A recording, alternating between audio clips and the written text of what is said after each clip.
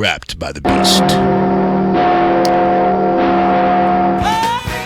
The beast has trapped us. The beast is calling from the basement. The phone call is coming from inside the house. What movie was that? Oh, I don't remember. What movie was that, Jim Talent? What movie was it that had a beast coming up from the basement? About a third of them. I'm talking about the phone call coming from the inside the house. Remember that one? The phone call's coming from inside the house. Hey, Jamie, I read an article one time about a long history of how prohibition happened in the country. This is relevant to your last call.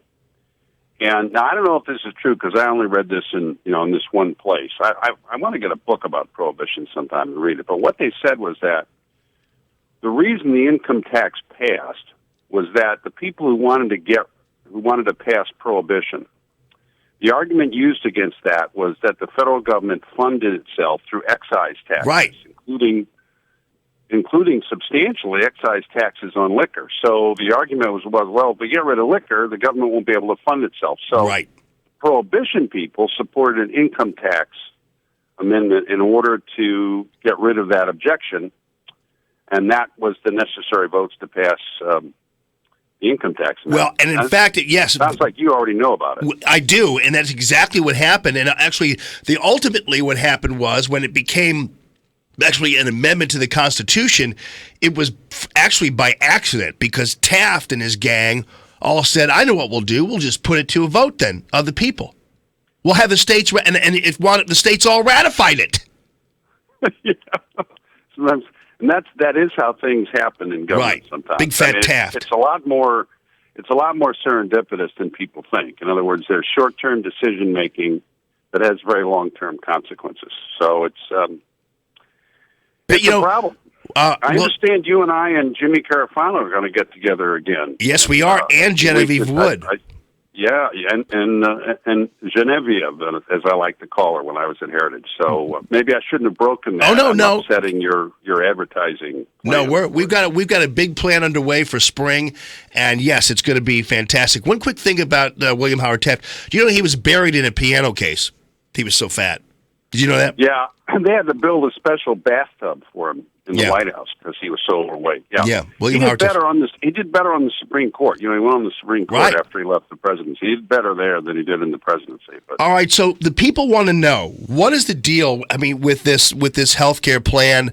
And people are kind of up in arms. I said earlier that I was a little bit afraid that President Trump has lost control of this thing and that Paul Ryan's House and his people are in control, and it's not what we really want. What is your take on it? Yeah, I'd encourage people to let the process play out a little bit. And one of the challenges they've got, and I'll get very upset if I talk about this too much, is the rules of the Senate, as you know, make it very difficult to pass anything.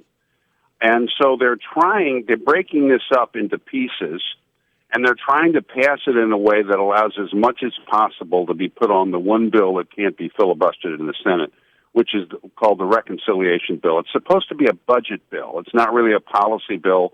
So they're trying to shoehorn policy into a sort of a budget form in order to be able to pass it in the Senate. And so it all gets very confusing.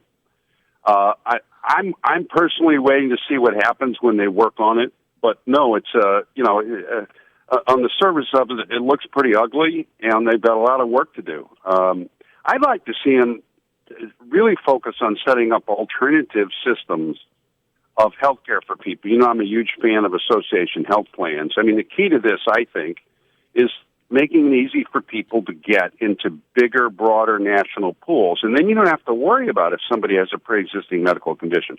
If I go to work for Boeing, it doesn't raise, and I have a history of prostate cancer, it doesn't raise their insurance rates because they got 50,000 people in the pool. And we need to try and recreate that for people who work for small businesses. That's what I do.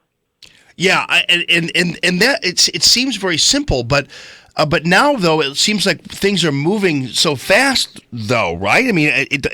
You say, well, let's let the process play out, but are they letting it play out? Well, I don't think it's. They're going to hold hearings and they're going to move this bill. It's the initial stage, so we'll see what happens after the hearings and how much the bill changes before they vote on it. Look, I'm not saying to people not to be concerned. I'm just saying that there's still a long way to go on this. And I think the president is taking the position he's taken because he wants, it's like a fire hose with a lot of holes in it. You have to create a lot of pressure at the beginning of it in order to get anything through near the end. So the president is pushing very hard to make certain that this thing gets through the whole process and something comes out the other side.